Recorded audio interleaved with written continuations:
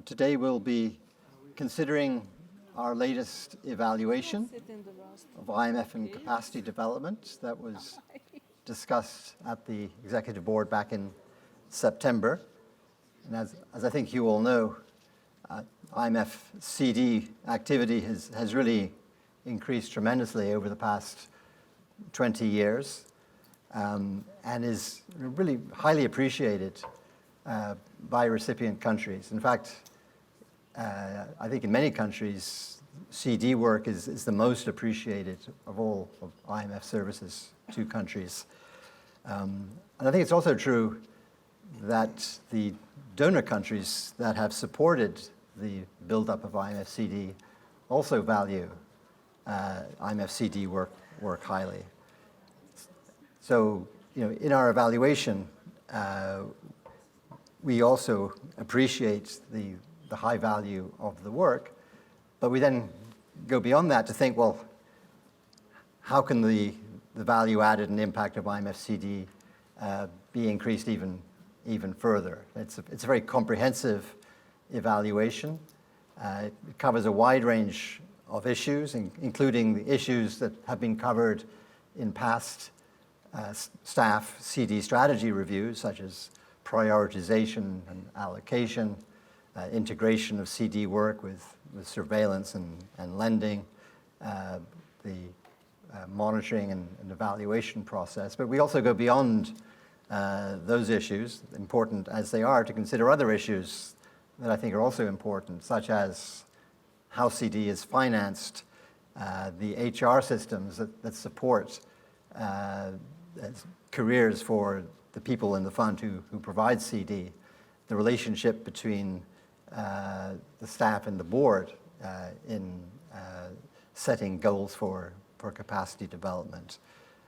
So it's a very sweeping evaluation. I think it's a very rich evaluation.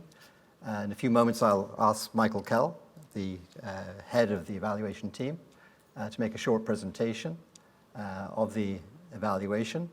And then we'll turn to our three panelists. We're very lucky to have with us three excellent panelists who all know IMF CD work extremely well. Two executive directors, Ita Mannathoko, who until very recently was the executive director for Anglophone African countries, countries which are very heavy users of IMF CD. So it's very good that Ita can come back to the fund for this occasion. And then Arnaud Buissé, the French executive director, can give a nice perspective from a donor country, with the added bonus that Arno is also executive director at the World Bank. So it'll be interesting to hear the perspective that brings. And then finally, I'm pleased to have Dominique Desruelle, the director of ICD. And as I think you know, ICD is now embarking on a new CD strategy review, which occurs every 5 years. And it'll be interesting to hear Dominique response to the evaluation and discussion of how the new CD strategy review is going to explore some of the themes that were raised in our evaluation. So let me stop there and call on Michael Kell to give the presentation. Thank you, Charles. Nice to see some familiar faces in the audience, some of whom I know we bothered quite extensively in the work that we did for this evaluation. So I just wanted to begin by thanking those of you who helped us with the evaluation. We appreciate that we do put on some of you quite a heavy burden in terms of responding to our questions and our requests for information. But that's very much appreciated, and I think my experience of doing this evaluation was we really got excellent engagement from across staff and the CD experts, as well as all the recipients that we talked to. So I will try to be brief today. As Charles said, it's a rich evaluation, which is code for many pages. There are 16 background papers that are on the IEO website, so there is plenty more underneath the main findings that I'm going to run through today. So our aims there were really kind of three components to our thinking on what we were trying to achieve. Firstly, we were looking to assess progress against the recommendations and priorities that came out of the last staff review of CD back in 2018. But secondly, we felt there were some issues that hadn't been covered in that review back in 2018 that we wanted to look at, some slightly broader questions around the overall size of CD, both absolutely and as a share of all the fund's activity. We wanted to look at the funding model, which wasn't really the focus of the 2018 review. We wanted to look at some aspects of HR policies. Thirdly, we wanted to make an early assessment of the response of IMF CD to the pandemic, and all with a view to making recommendations that would hopefully be timed to feed into the next of the 5-year staff reviews of CD, which is underway at the moment, and will come to the board at the end of 2023. As Charles said, it's very broad in scope. We kind of wrestled and agonized with whether there was some way we could narrow down the scope, but in the end we decided we had to be broad, given that the IEO hasn't looked at CD for over 15 years. So essentially, everything that the fund has done in CD in more or less a 10-year period was in scope. The way that we sort of tackled that was sort of from the kind of supply side and the demand side. So from the supply side, we identified 6 or 7 broad themes, and those are set out in our thematic background papers that I mentioned are on the website. But we also wanted to look at it from the demand side, or from the perspective of recipients. And the main way that we got at that was through 19 country case studies. And just in case anyone's interested in which specific countries we chose, they're up on the list there. So we hope this is a broadly representative sample of the heavier users of CD across the fund's membership. So our overall assessment was a very positive one. We concluded that CD was relevant, valued, and broadly effective. Of course, we all appreciate the challenges in robustly identifying the impacts of CD, given that it's by its nature a medium or long-term endeavor. But nonetheless, as best we could, our assessment overall that it was broadly effective. We think underpinning that is the emphasis that the fund has put over recent years on emphasizing ownership of CD, operationalized through a more consistently country-led approach to CD, giving a bigger role, as you know, to area departments, and then by ensuring that the advice that's provided is tailored to the needs and circumstances of the recipient. We think that the fund took important steps to enhance the funding, the management and governance of CD, and overall we felt the response to the pandemic was impressive. Nonetheless, of course, we do identify some shortcomings, some challenges. There are 7 of those, so let me run through those.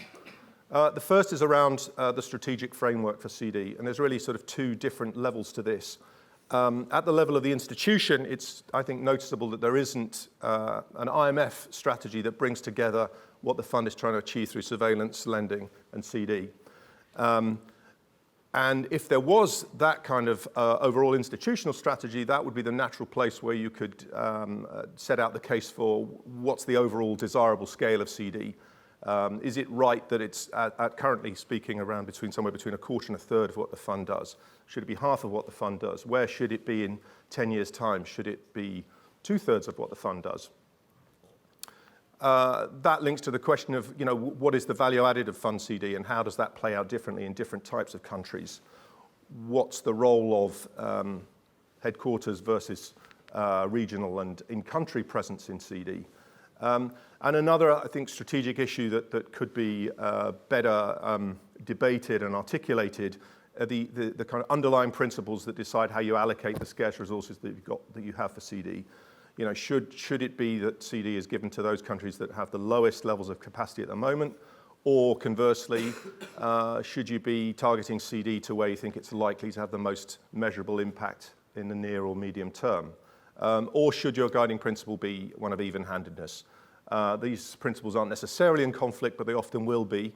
So I think it's important that there is some strategic and indeed board input into guiding staff on how to make those kind of trade-offs in the allocation of CD resources. And then at the country level, we also felt there was a gap, which is partially now being addressed through the fragile states strategy, which those of you familiar with that will know that there's now a requirement for countries to have an engagement strategy that sets out what the fund is trying to achieve with that country across all its modes of intervention. We think that's a welcome development and one that we would like to see extended to more countries, to non-fragile states, particularly initially to the heavier CD users that aren't fragile states. Second area is around board engagement.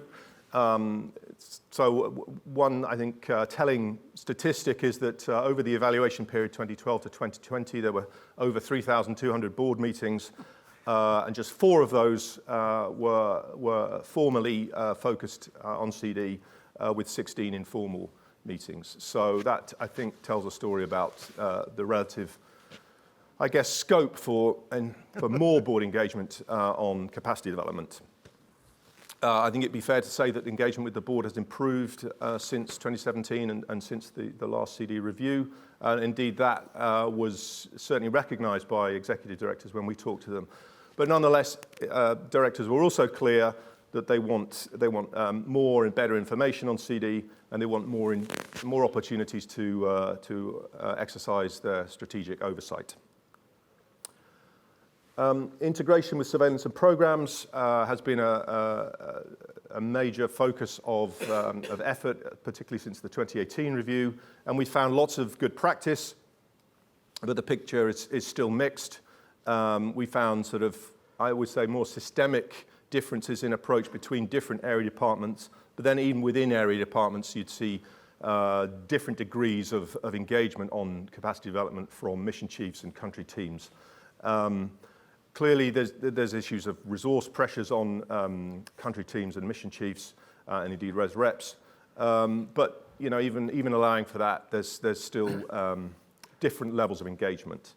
And I think another aspect of the integration of CD particularly with programs is that while I think there has been attention and guidance produced around the integration of CD with surveillance, that seems to be less so in the case of some of the issues that come up, some of the tensions that are there between CD with its inherently medium and longer term perspective and the shorter term focus often of programs, and some of the tensions that will give rise to, that I think could be worked through and used as the basis for better guidance for staff. Ownership is clearly recognised rightly of course, by staff as the single most important determinant of the effectiveness of CD.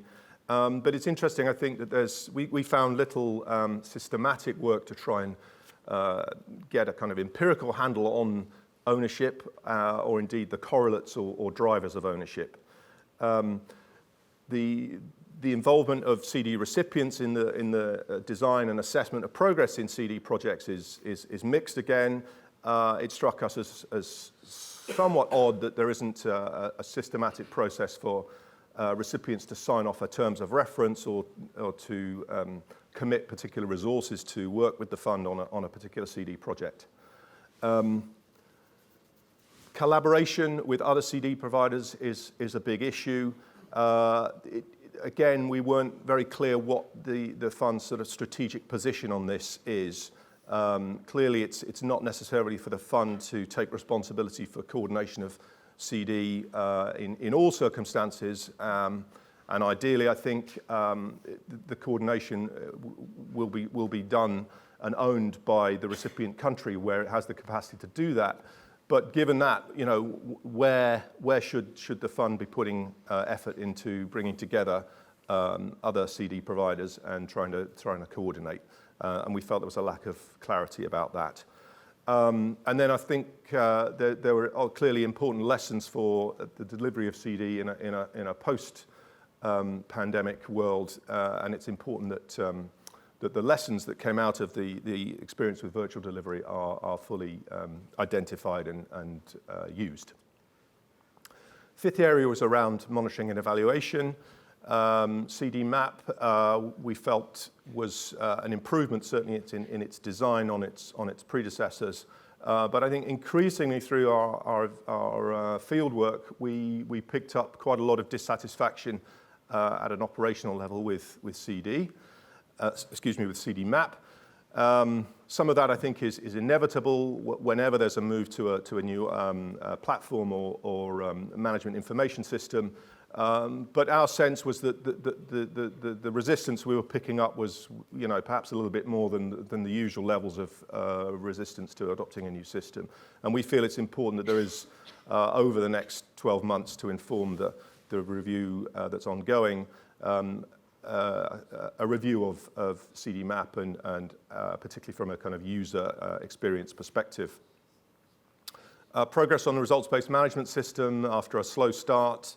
But I think we didn't see as much as we would have hoped of enthusiasm to be using the information that's now being collected through the RBM system and also through CDMap, and that granular information that I think is available now on a consistent basis across different CD projects potentially becomes very useful to inform prioritization decisions, design decisions, but also external accountability. And I think we would like to have seen a little bit more enthusiasm for really exploiting the benefits of that information that's obviously been a big investment to get to this point.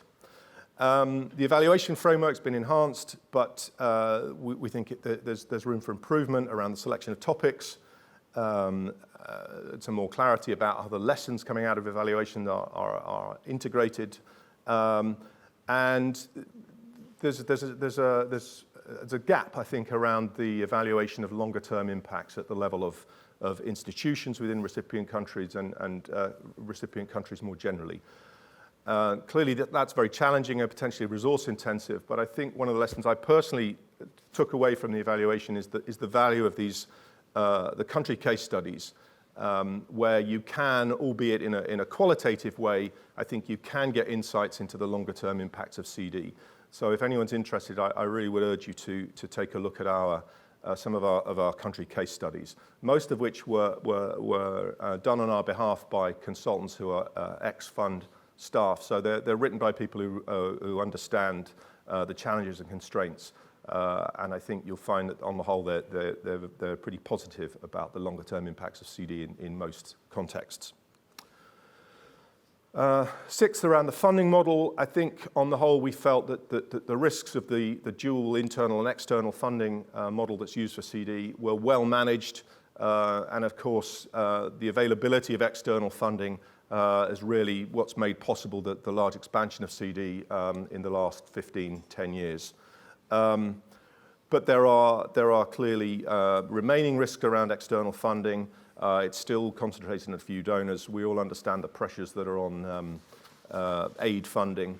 There was limited success around the COVID-19 initiative, which I think also raises questions about the long-term sustainability of the current approach. And we think we didn't set ourselves the objective of trying to identify the right way forward, but we would certainly urge staff to focus on that in the ongoing review. And then finally, around HR, we did pick up this persistent perception that CD is less valued than surveillance and program work. More specifically, there are concerns about the limited career opportunities for CD experts, which might be creating challenges for recruitment and retention.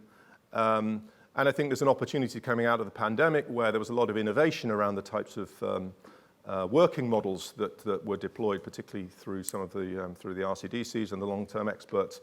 And we would urge staff to be ambitious in taking the lessons from those innovations in the working models. Which brings me to the recommendations. I won't go through these in detail. They broadly mirror the 7 areas that I've taken you through. And in terms of where things go next, So the initial response to our evaluation before it was discussed in the board is a response from management, which was broadly supportive of our findings. Support for the recommendations was in the case of 4 of the 7 recommendations, there was unqualified support from management. In the case of 3, there was qualified support. When the report went to the board at the end of September, strong endorsement of the findings again, and more or less unanimous endorsement of the 7 recommendations, which then puts the ball back in the court of management and staff, who need to come back to the board 6 months after the board discussion. So in March next year, the board staff and management will bring to the board a draft implementation plan, setting out how staff intend to respond to the board endorsed recommendations. And of course, that is then moving in parallel with the work that staff are doing with a view to coming to the board at the end of next year with the next 5-year CD strategy review. So thank you for listening. Well, thanks very much, Michael. You covered a lot of ground very quickly. As you said, if anyone's interested in digging more deeply into the extensive material, it's available on our website, and I think there are copies of the report at the back of the room. But let's turn to our panelists. As I mentioned before, we have 3 panelists who will give a good diversity of perspective, I think. And then I should emphasize that after you've heard from the panelists, I'll open it up to the floor and be interested to hear your thoughts, comments, and any questions you may have. So first, Ita. As I mentioned, Ita, as former executive director for 24 African countries, all heavy users of CD, be very interested to hear your perspectives both on the evaluation and your views on where you think the fund should be going forward in the CD work. Okay, thank you. Thank you very much, Charles, and thank you to Michael and the rest of the evaluation team.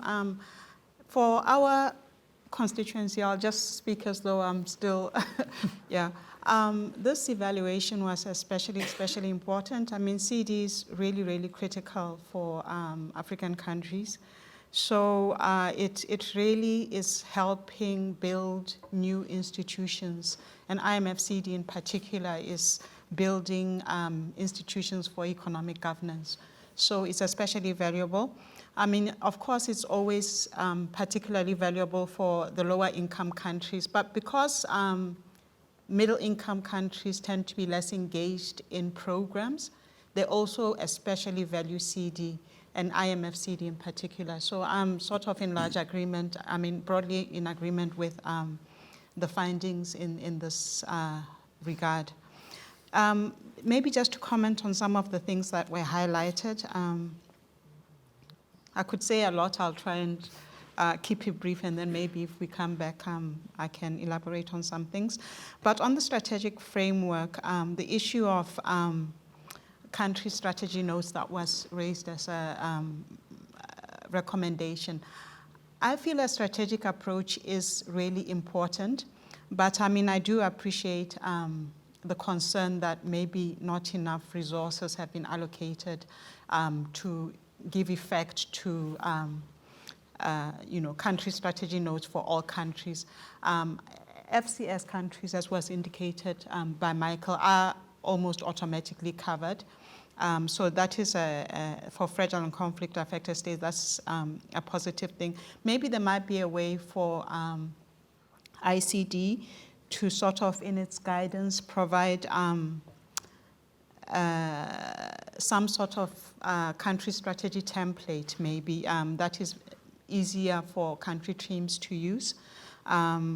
Really because just to ensure the quality of the CD provision, the ownership, to say something on considerations around collaboration with partners.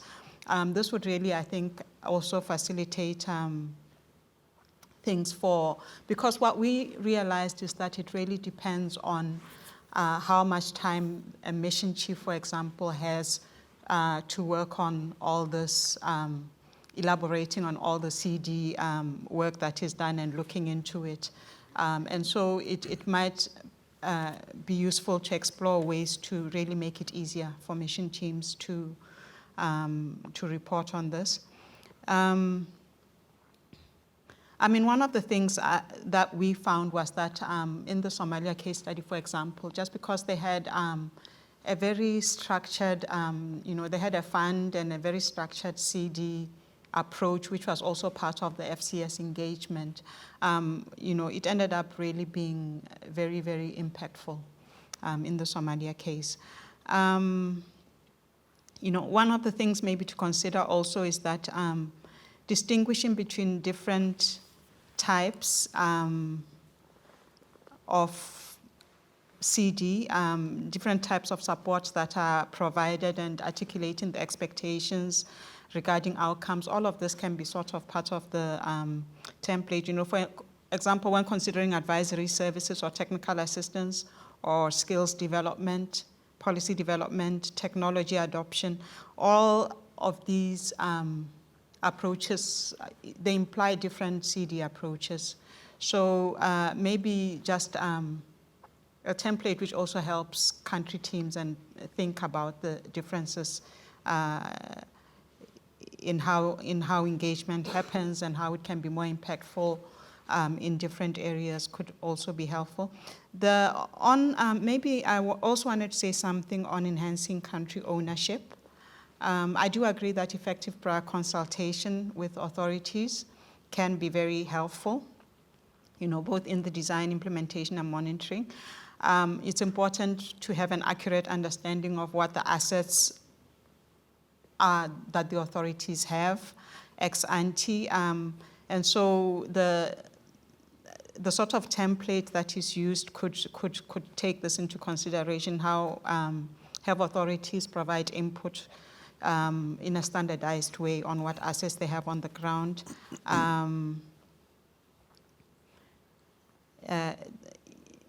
Ensuring that the right officials are identified by the authorities to benefit from the CD.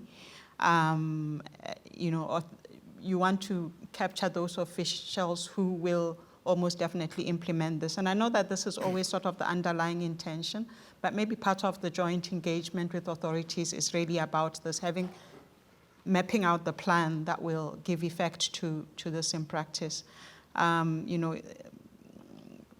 The credentials for the best fit candidates, if these are expressed upfront, all of this really helps authorities think through how they are going to apply CD and TA upfront when they recommend particular individuals for this. Information sharing, we found on new technologies, processes, peer-to-peer experience sharing. What we found was that this really helps raise awareness among authorities also of what they might not know, sometimes you can see that something is not working, but you don't fully understand what is out there and what others are doing, what could be done. But we found that countries that understand this more are better able to articulate their needs and better able to utilize CD effectively. So continuous information sharing can elevate the level of engagement. What we saw during the pandemic, we thought that the virtual response was very, very effective or helpful for our countries.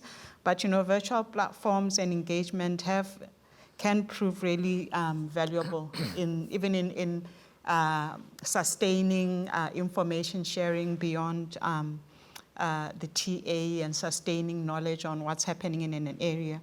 So, creating and using peer-to-peer networks to share, build, and sustain knowledge around CD or TA can be helpful.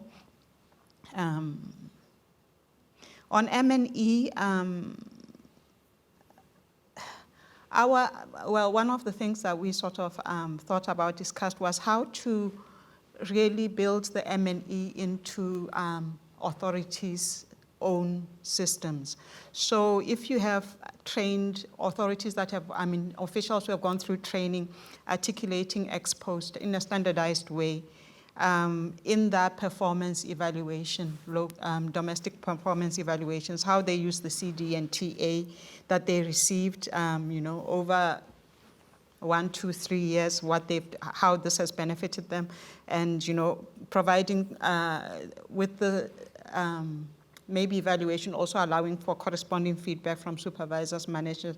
This, I think, could also help strengthen the buy-in, but also the commitment to utilize CD and TA, and while also providing a record,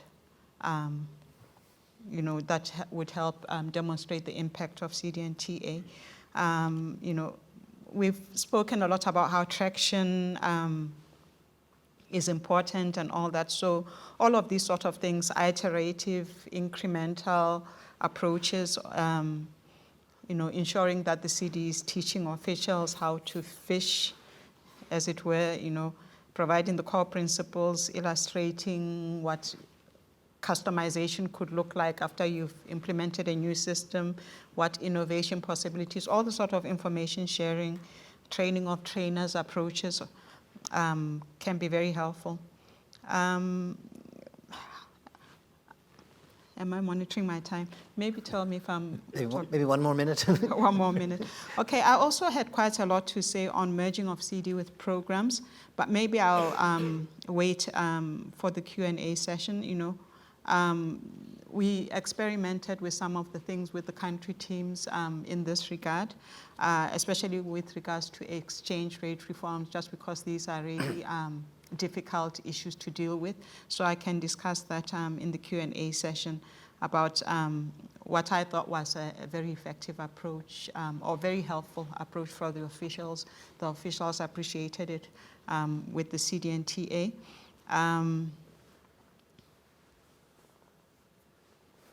Yes, one of maybe the main thing I would like to say about this is that we do know that the process, if we want to, I know that the board was pushing for merging CD with programs. I mean, at a practical level, the process probably is that in the engagement with authorities, the staff see gaps, the authorities recognize gaps, and then the decision is made that probably TA is needed in this area. So the whole debate over whether or not this is something that how TA that is provided in that context should be treated with regards, in the recommendations, there was a concern by some authorities that it was becoming conditionality. So there, I think sometimes it's really just about how the country team and the authorities define this. So if within the program discussions, it's part of the authorities, then the country team say, this is what is needed. The IMF is able to provide TA in this, but we need for you to request formally that TA and structure articulated. Then it becomes, then the authorities understand that we are requesting this in the context of the program. So I felt that there, maybe just a communication approach could also ease that tension a bit. Yes, result-oriented CD is important, but I can address that in the Q&A. Aligning with CD with partners is especially important. In some of the case studies, I think 1 or 2 for our countries, there was one country where the coordination with partners was very effective. I mean, Somalia was an example of that. And then there was another country where it wasn't such a structured, efficient approach, and the authorities felt continually overwhelmed. I had the sense that even in terms of assigning officials who to assign to what CD, even if it's considered critical CD, then becomes challenging. Sometimes you have the same results, the same people being assigned, doing too many different things at the same time. So I felt that the best case studies can really inform how to deal with partners for other countries. So I thought that was sort of a valuable input from the evaluation. Yeah, the funding model I also, I guess, have things I could say on that, but maybe in a nutshell, I do think that just because of the resource challenges with donors, the donor dependency in CDs, the IMF really does need to think about a more sustainable funding model. And the more resources become constrained, the more urgent this will be. Just because TA, I agree that is not given enough recognition in CD, because it is really what is building new institutions on the ground and establishing future governance, economic governance of countries. So, incentives to provide more credit in this area and to recognize this more is important. I'll stop here for now. I could say more about the board, reporting to the board, but I'm sure Arno will have a lot to say. Yes. Thanks so much, Thank you. Ita. And I think listening to you, it's very clear how much CD matters. And that's the reason you have so much passion and so much to say on the matter. So thanks so much. Let me now turn to Arno. Many thanks, Charles, and it's really a pleasure to be here and to discuss this evaluation and CD in general with all of you. And when I discuss CD, it always brings me back to very old memories. The very first mission I did when I was fund staff 17 years ago was actually I was in FID, and the program I was assigned to was not moving that well. So I see my division chief and said, well, I didn't come from Paris to DC to stay in DC. Yeah? So say that I can solve. And so 2 days later, I was in Zambia doing a TA tax mission on the mining sector. Needless to say, I didn't know anything about taxation on the mining sector, but fortunately, two excellent experts were with me. I was just running the models, and that I can do on any sector. But that, and frankly, joke aside, it's as was said, it's very clear, even from the budget. I mean, it's 1/3 of the budget of the fund. So CD is really part of what we do and what is most expected by the authorities. When we say it's, Michael said, it's the part of the fund which is the most liked by the authorities.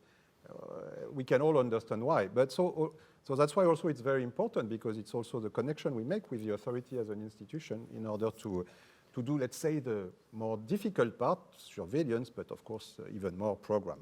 I think the good news of the evaluation is that we have a very high quality product. People are very happy about it.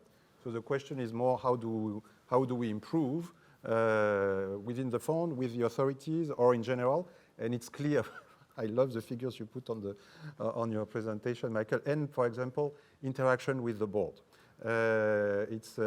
So since for the last 3 years, we actually had more interaction. If you would have cut the limits before, I think at least 5 of the board meetings you mentioned would have been disappeared. So I would have disappeared.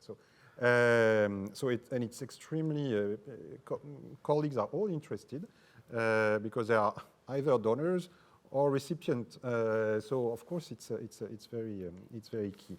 So what we would expect from and we fully align with the evaluation. What we would expect as improvement is indeed to be more strategic, which would allow actually a better interaction with the board and to give more direction on what we want collectively to do and how we can be more impactful at the country level. So of course, one of the arguments which is always given for but it's very difficult to be more strategic because CD is demand-driven. Right? It's country-driven, demand-driven. It has to be, we have to insert ownership. But my point on that is, and I made it at the board yesterday, that everything we do at the fund is demand-driven. Programs are very much demand-driven, and they are enshrined in a very strategic overview of the board. So for me, it's really this discussion we need to have, and Ita described that very well with the authorities on what do we want collectively to do. And on the collectively, of course, I would say, of course, within the fund, within departments, and I know it's not always an easy discussion, but I do think that indeed mission chiefs need to have to be in the driving seat to ensure the coherence between surveillance program and CD for their countries, but of course with an intense dialogue with the sectoral department. So that's within the fund, but of course outside the fund. What strikes me, and Charles said it, I'm also on the World Bank side. Let's say we can improve in exchanging, at least exchanging information with the colleagues on the other side of the street.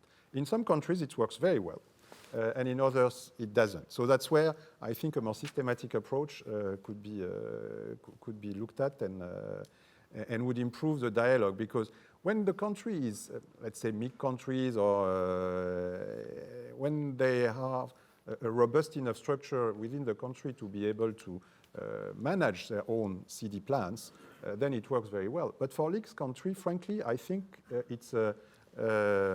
we are not doing our job properly if we put the burden on them to triage between all the institutions to who should do what. And frankly, I know it's a cost. When you have to coordinate with others.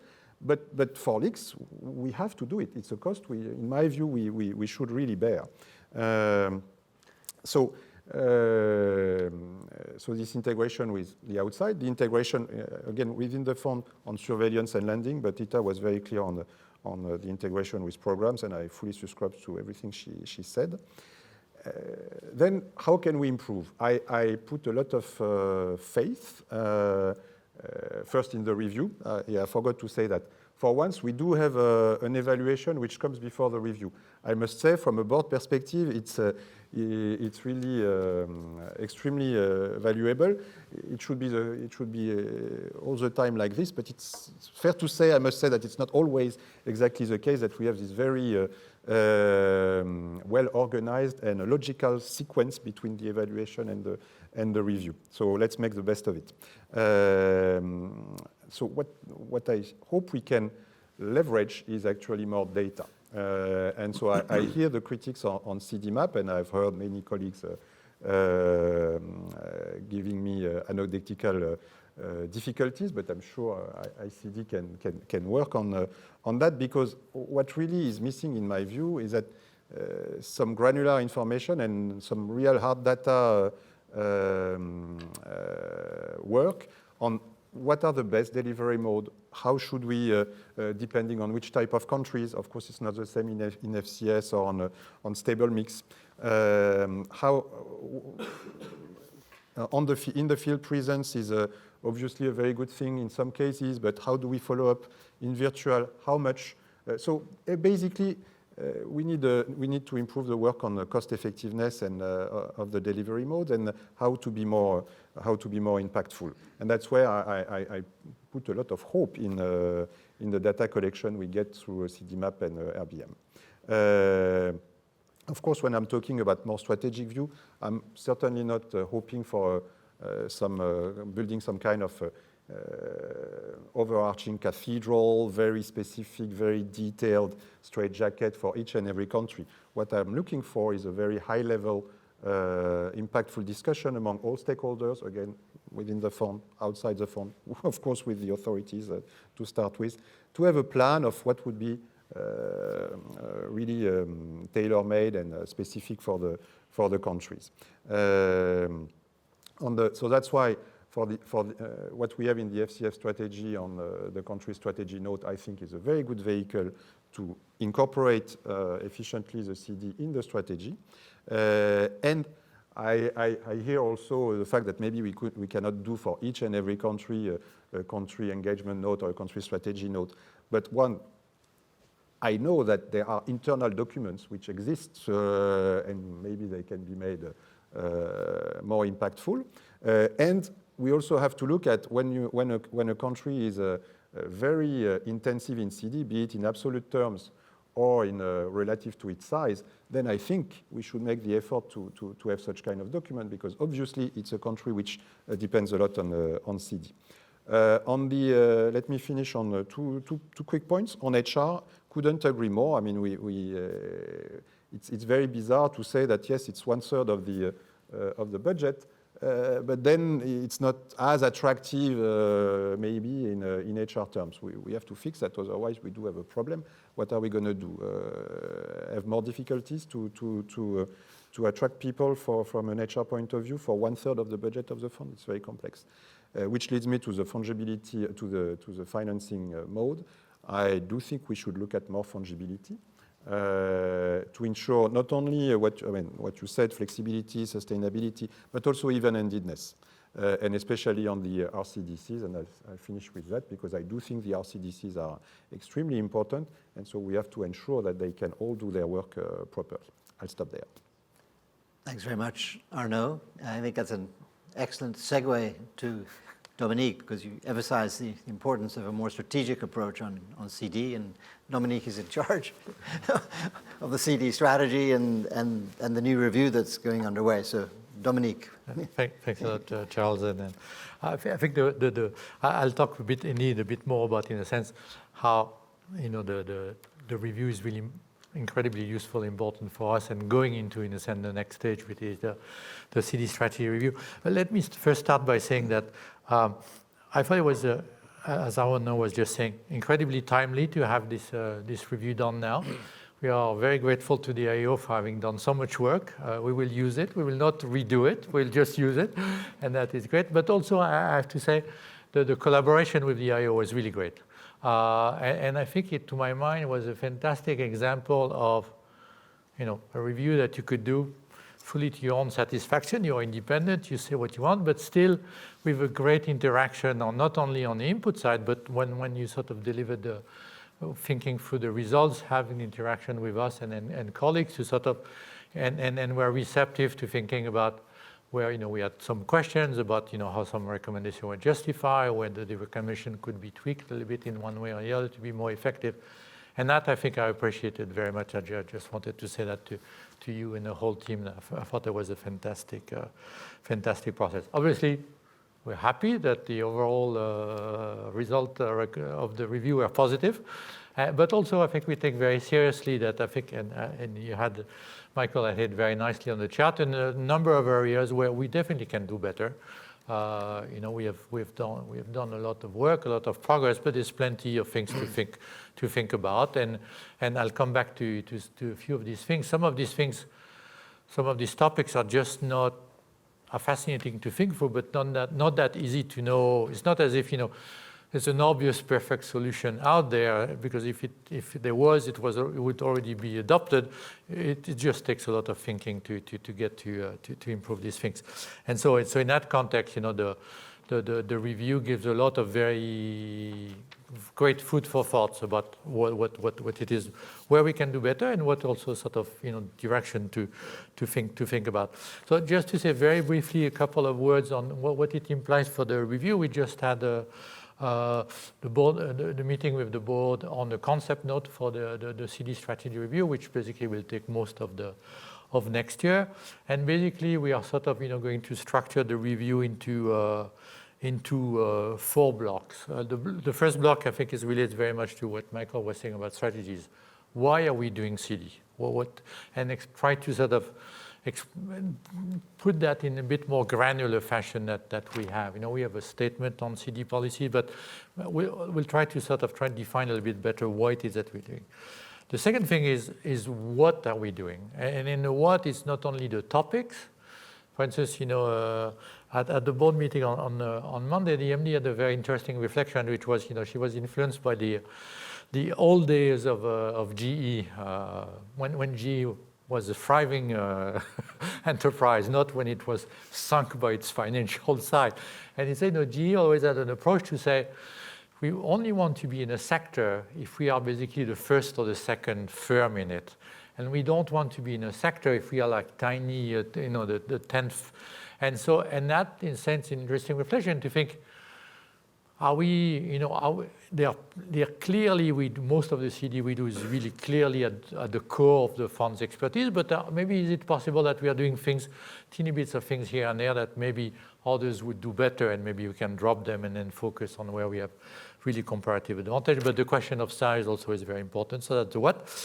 The third block will be sort of the how. And the how maybe has two parts. One is really indeed learning from the pandemic.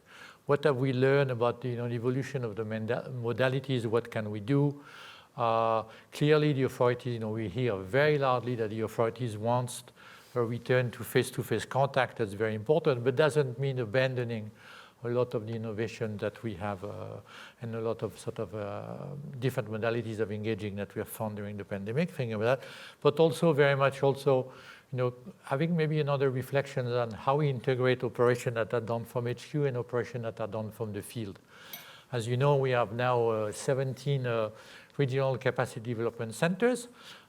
Basically, these centers were set, there's a few exceptions there, but largely from the period of the downsizing of the fund just before the global financial crisis.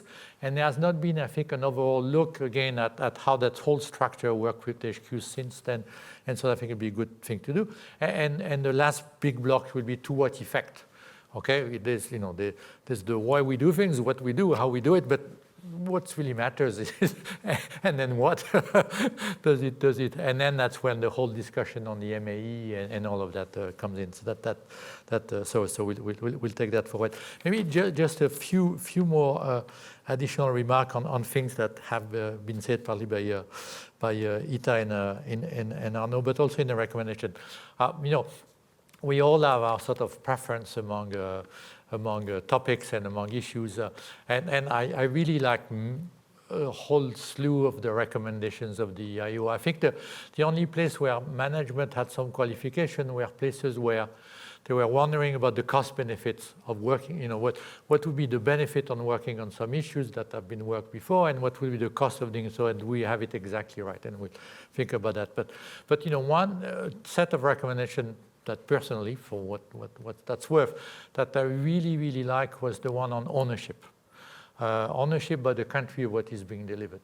So you could think of it, we'll have to think about what it means, but you could think about, now that we have all of these log frames and detailed way in thinking about what we want to do, why is it that we can't discuss the log frame with the authorities and share, and also have from their side, are you committed to this project and what resources yourself are going to put into it to make it successful? So that is a bit of a, not a legal contract. I don't know if you have friends from the legal department here. I don't want to scare them, but it's sort of, an understanding on both sides about what will make an activity partly successful. I do agree with what Michael's Gita had said and Arno said. I think in many cases, where I think we are trying to go is not to reinvent the wheel, but to say we have in places very good practice, things that are really nicely done. And the question is, how can we make this good practice more general among different countries, and I think that's partly true on the CD surveillance program integrations. There are teams that do it fantastically well. That really have an overall view of the whole country engagement, when their country and the fund engagement across. How can we make that happen more regularly, and how can we help the teams to be able to do that, to reduce the transaction cost of doing that work? And in that context, maybe the point where there were a little bit more differences of views in a discussion at the board of the IEO is indeed on the country strategy notes and the like. And personally, I remember, I don't remember, I think it was from a surveillance review way back that I was doing in, I think then PDR, not even SPR. And we mandated the strategy note, and it was a complete disaster. Because, teams did strategy notes, but the content was, And so what you want is not strategy notes. What you want is good strategy notes. And that you cannot mandate, right? And so the question is then, I am absolutely certain that, all of the teams are really interested to think about, but, their time is very limited. They have many, many things to do. So how you can help them have the sort of the strategic thinking in a way that is doable, palatable, and that will result not in pieces of paper for the sake of pieces of paper, but pieces of paper that have content in it and real thinking. Maybe just two other very quick points. What is out there? I think that is great. And what do we do versus what do others do? I think in the review we are going to sort of do a little bit of a market survey, so to speak, that I think we have not done for a long time, which is to say, look at the other big CD providers in the macro area, right? And what do they do? And therefore, what does it tell us about our positioning, our market positioning, so to speak? And maybe what do we learn from that? I tend to think that most of the coordination need to be done at the field level, partly because many of their counterparts really are very heavily field-based, and that's where the real interaction typically happens, but there's probably something to say about that. Last thing I would say, I can't resist because since people mentioned CDMap. So, no, CityMap is fantastic, really fascinating project, right? Complicated, costly in some cases, partly for the people that have to put in the information. But as I was saying at the board on Monday, for me, the first time I joined ICD, the first time around, was shortly after it had been created in 2012. And the CD governance function was basically new. I mean, it existed in the form of a committee, but as we know, in the fund, committees are not very strong, and so it didn't really exist, right? And so the new ICD then created was given a CD governance function, and we had basically to jump right away in the first CD strategy review then, the 2013 one. And I was just coming from SPR. And so I was used to do the surveillance review, the conditionality review. We had massive database. And I come into ICD, and there's not a piece of data available. And to know, what CD were we doing on country X would take 5 days. I remember management was traveling to, I will not say the country, and so we said, okay, we put the brief together, and so, okay, let's find out what CD we deliver. It literally took us 5 days to call our friends across the area. Now you have in CDMap an amazing amount of information. Then the question comes how to use it. What I get is there are system stability issues that we have to, pure IT issues that we have to fix, partly strong in the field where maybe the bandwidth is not very good, and so we'll work on that.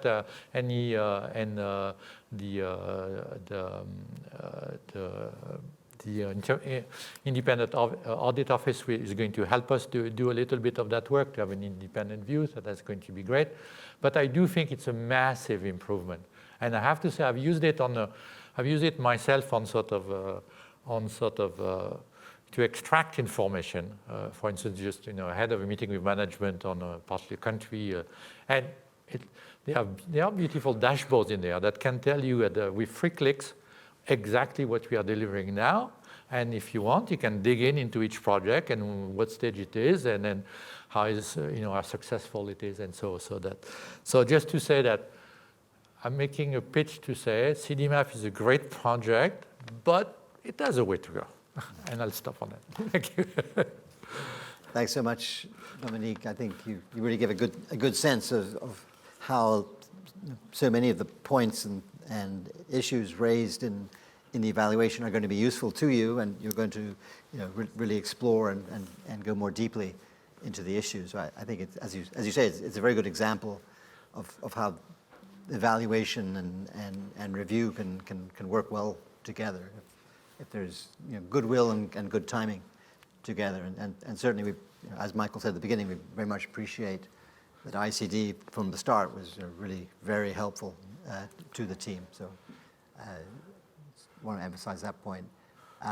Okay, well, you've heard a lot about the evaluation. You've heard a lot of reactions to it and how the evaluation is going to impact the further strategic development of CD.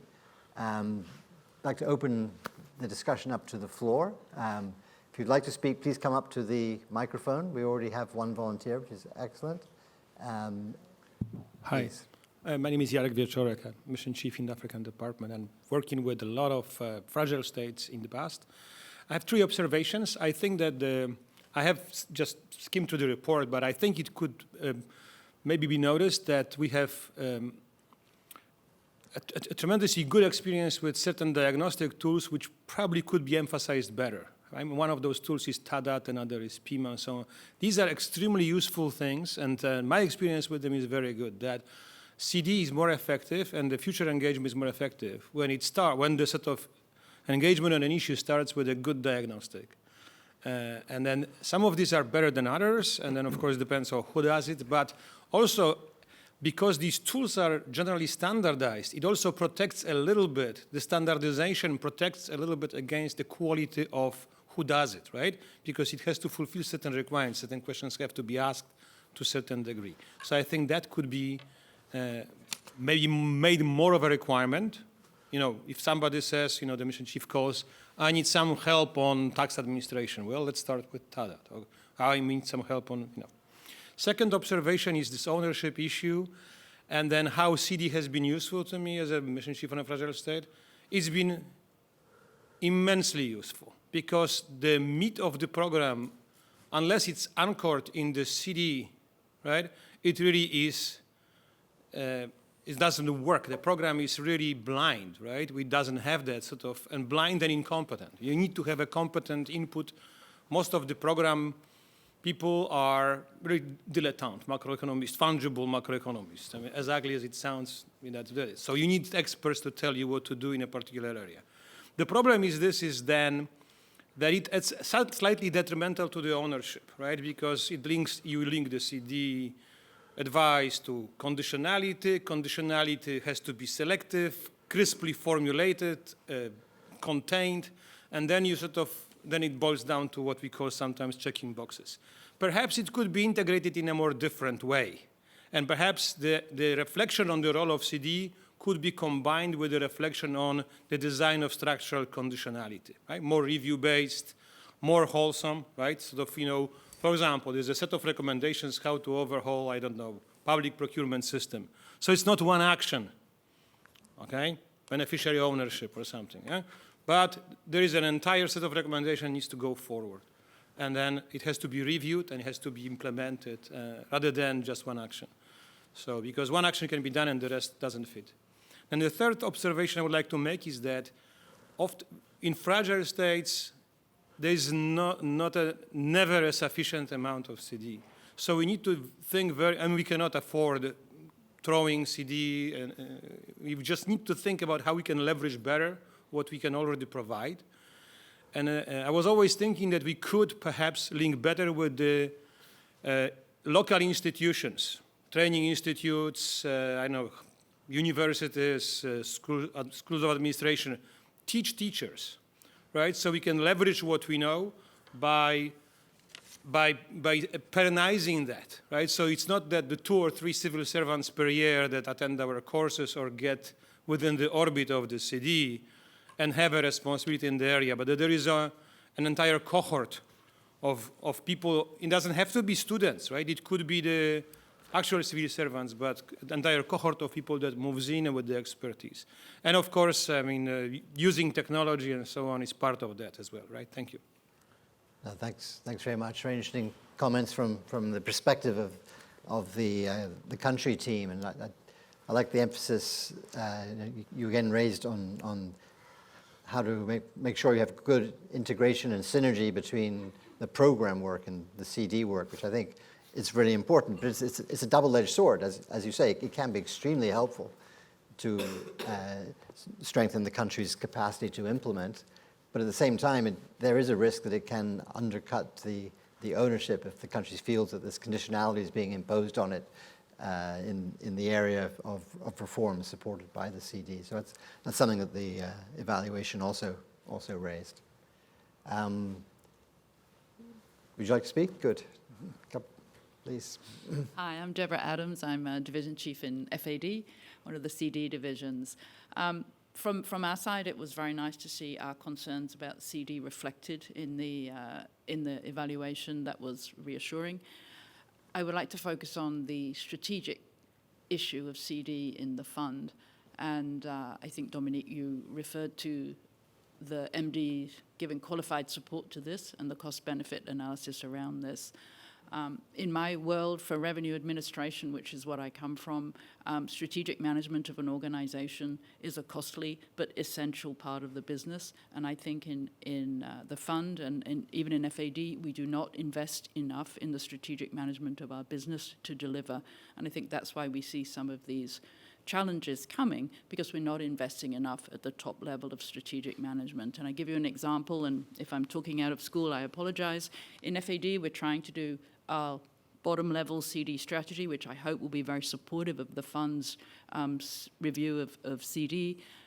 But when I hear from my management, when I say I should be spending, say, 5 or 10% of my time as a division chief on strategic management, and I get pushback, this is a bit of a problem for the institution. I think I should be spending half of my time on the strategic management of our business, not on delivery and operations. So I think at the fund generally, we need to think about how we strategically manage our business, whether it's CD, surveillance, it's whatever. And I think we, as an institution, don't invest enough. So I would like to put that on. I don't have a solution, but I need management support to invest in the development of our business and its strategic management. Thank you.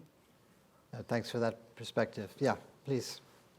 Hi, my name is Faisal Ahmed. I'm with the ICD. Previously, I worked in area department and also in the field. I have a question for Michael.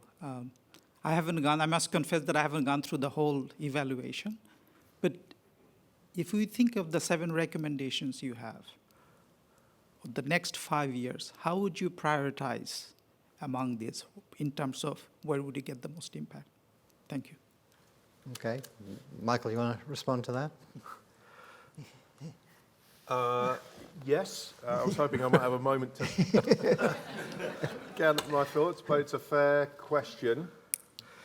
I think I have to say I'm very impressed with what I've seen of ICD's thinking about the review, and I think the 4 themes that Dominique ran through look to be like the right 4 pretty much. So I think the priorities amongst our 7 recommendations would pretty much align with those, namely the strategic question about, why does the fund do CD?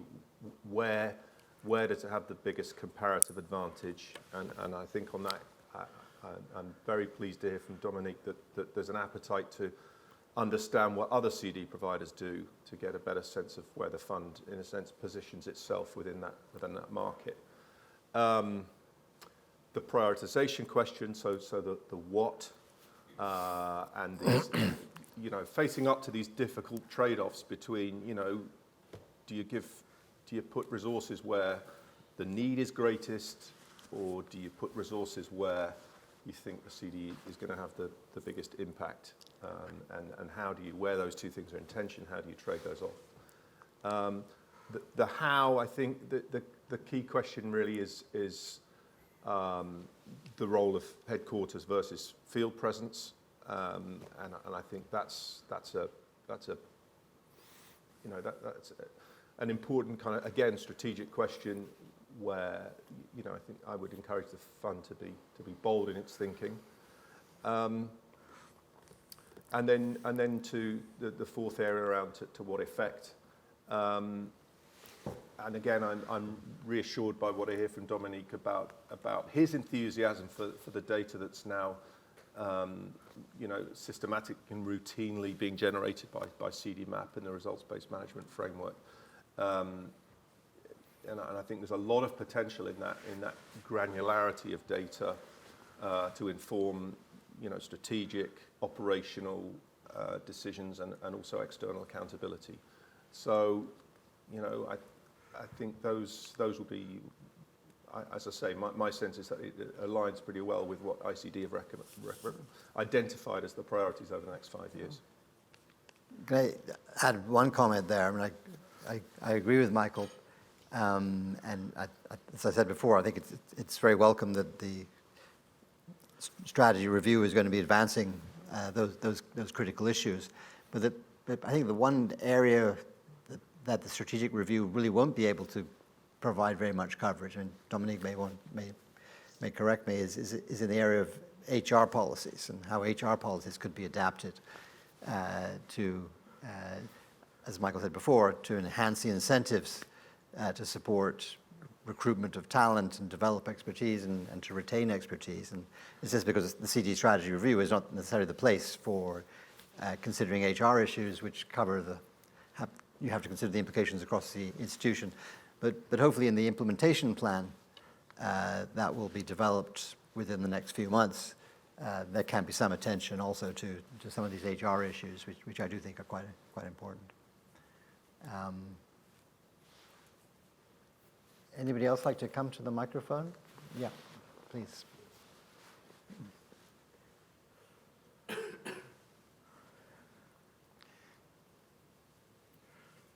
I'm Christiane Röhler. I'm economist in the European department and have a long career as well in FAD.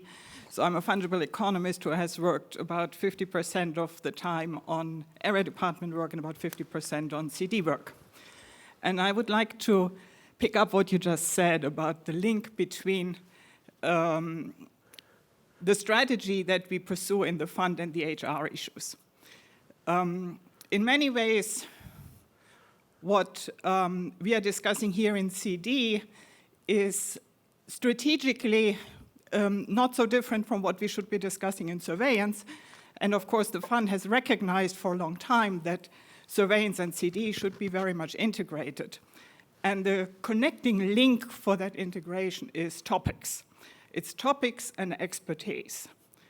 And in the CD world, we define to some extent what are the key topics that people are talking about. In the fungible economist world and the fund and surveillance, we do this much less. There is sort of a much more implicit understanding of what a fund economist should do and what makes a generalist fund economist that then can pick up on all the different topics that the fund deals with. But the reality is that both in the surveillance work and in the CD world, we do need expertise on topic areas. If you're a research macroeconomist, you need to do modeling, as Arno has said earlier. If you are working on fragile economies, you do need to understand what it means to have an effective budgeting process, to have an effective tax administration, because you cannot accomplish the macroeconomic objectives of the country without that knowledge. But in the fund's HR policies as of now, we are not recognizing specialized expertise in fungible economists. There is no mechanism for this. The last HR review made some really great suggestions on trying to do that. But none of this seems to have made it into our HR policies. But connecting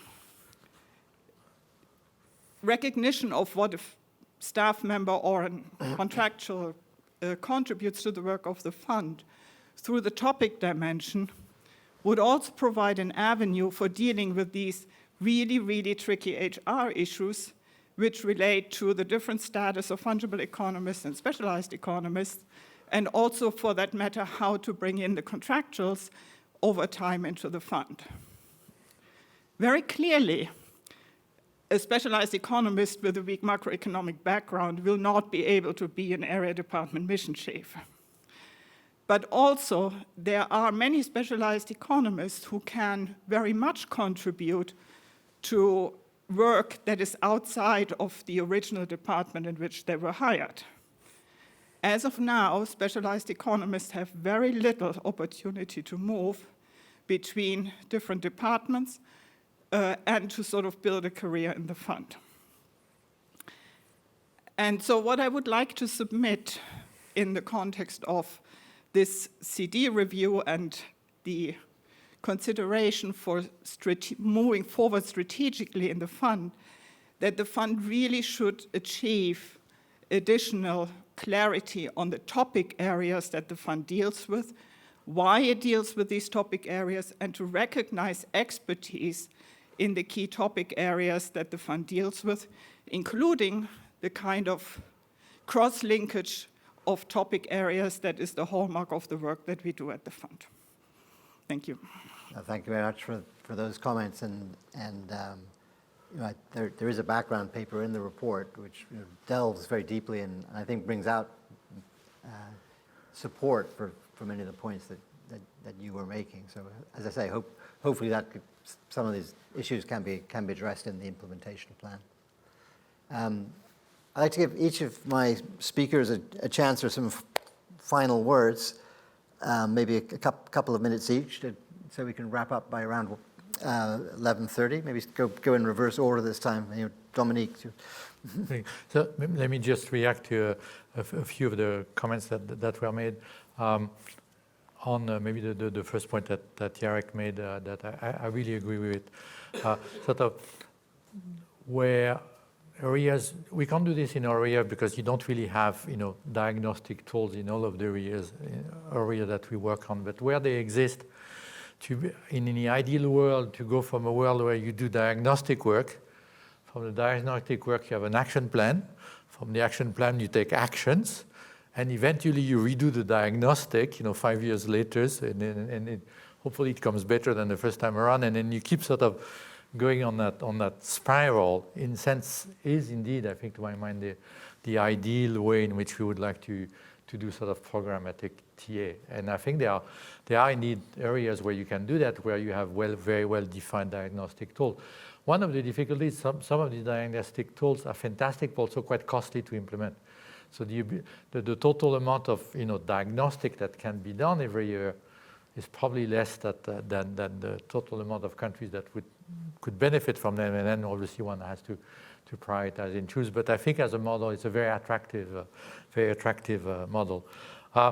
Second comment, which is, I'd sort of link it both to the comment of sort of division of labor between actually delivering and strategizing or managing the delivery, and the comment on teaching the teachers, which I think to my mind are sort of related, which is in a sense, I think we do have a bias towards retail delivery.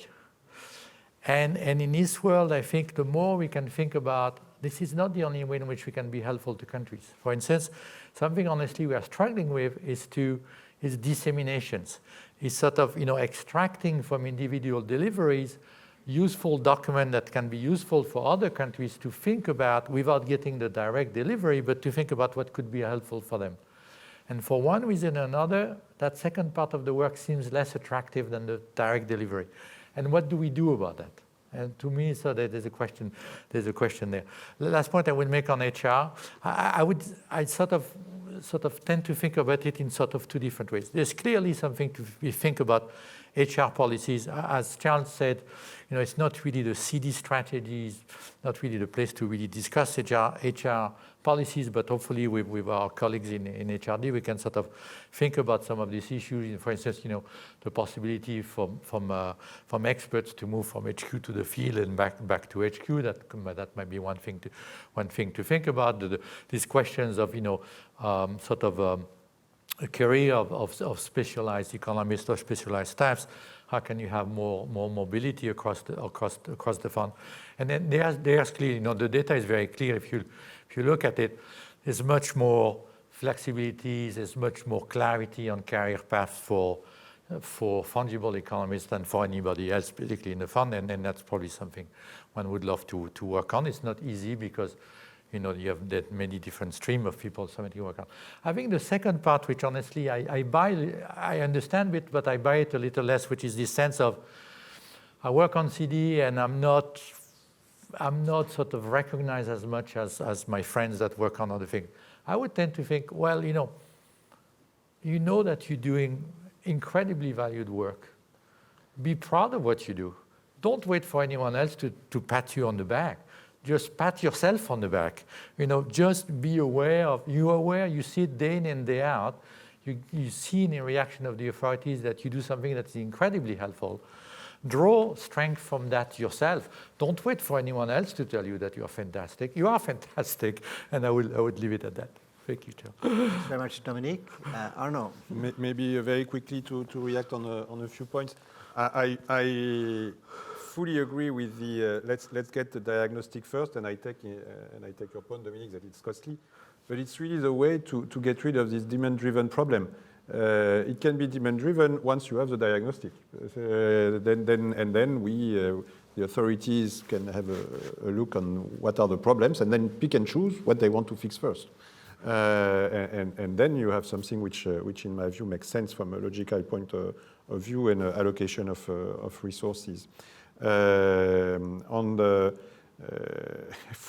I fully agree with the TA inputs are key in the design of the programs, and I have very specific examples in mind, but it shall remain nameless. But that also, and so thanks to the evaluation, we know that we have a high quality TA, but it's also where the link between the program and the TA goes both ways, because then it becomes also part of the responsibility of the mission chief to be sure that the TA was the right one and is of high quality. So that I think there is actually a positive, a virtuous circle if it's better integrated. That because to have a good program, you need good TA. On HR, the board is very aware that there is an issue of people being experts, to simplify, being able to move as easily as fungible economists. I do think, personally, I do see lots of merits in an expert past career, and as Dominique said, when at the fund you're an expert in your field, you're really an expert. Usually, you're among the very few people on the whole planet to be the expert on a certain specificity on monetary policy or on fiscal affairs. So, per se, it's something which is very, very valuable.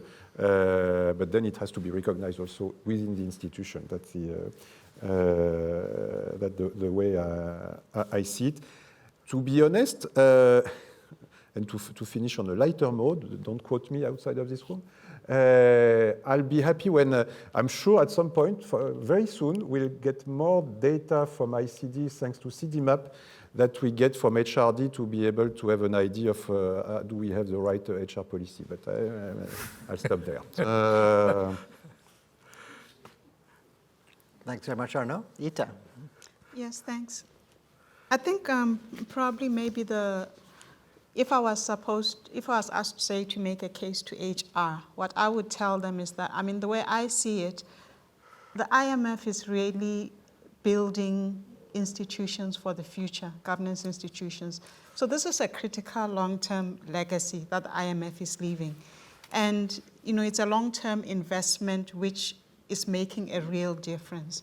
So recognizing the value of CD and TA from that perspective, that is why I agree that maybe because it doesn't gain as much prominence, I say this partly because I'm from a country which is successful almost, because of extremely robust institutions which were built from independence. And even though over time maybe institutions do get eroded and you have to try and rebuild, but it is really the robustness of institutions which helped the country succeed. And I see the value of that even in the countries in our constituency, where you see systems being developed and authorities gaining sort of that confidence, even in customizing and finding more effective and innovative ways to do things. So this is just me expressing my appreciation for CD. One of the things that I wanted to say also just in closing on CDMap, I know that right now the whole transformation agenda in the IMF there's a lot of complexities in it, but maybe for the medium to long term, some thought could be, because you were talking, Dominique, about how people, it's not that interesting to be sort of putting together success stories and, but maybe we can get AI to do stuff like that for us in the medium, as a part of a medium to long term, even using algorithms to populate fields that country teams could then just check for accuracy and things like that. Maybe there are other ways to really get really, really effective CDMap outcomes in the future. Maybe just a last word on program and conditionality. I was saying that I was going to give an example of what we had with exchange rate policies in our constituency.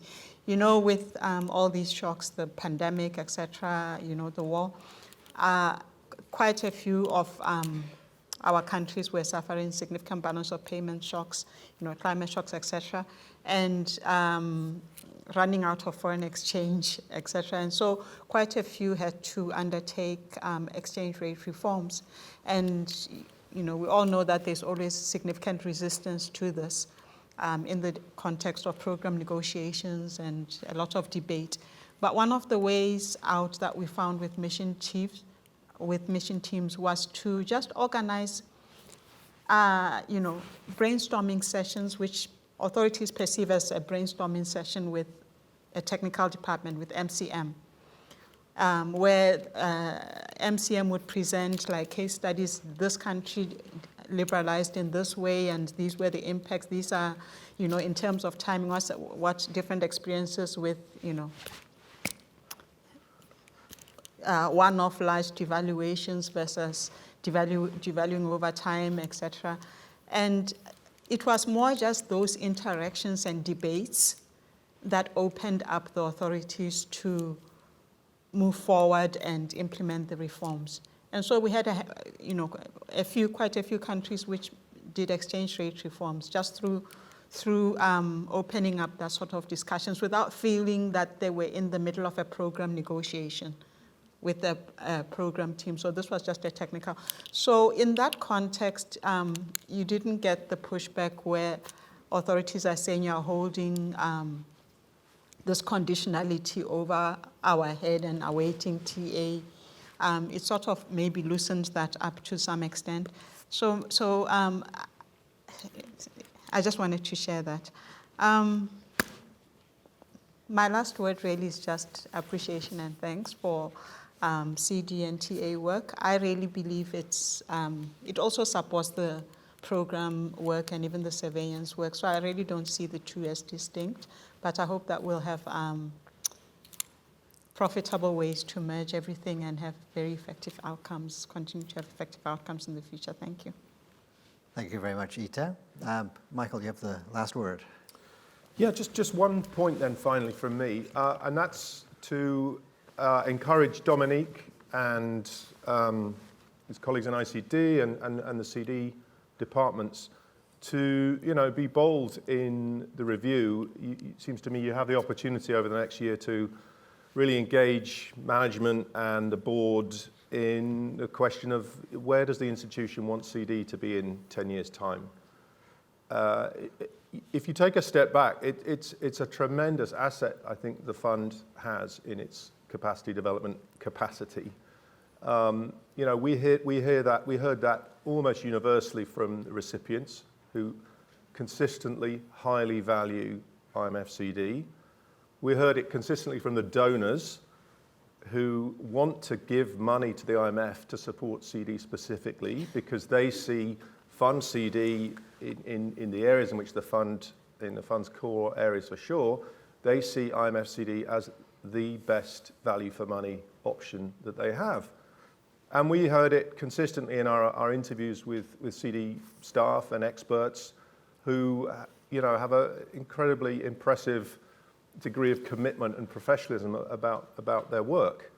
So you put those things together and the fund has a tremendous asset. And it really, I think, is worth asking the question, in 10 years' time, you know, in certain circumstances, for certain types of countries, CD should be, you know, the most important thing that the fund does. I think it's at least worth asking that question, and you know, the next year is the time to do that. Thanks very much, Michael. Excellent final words there.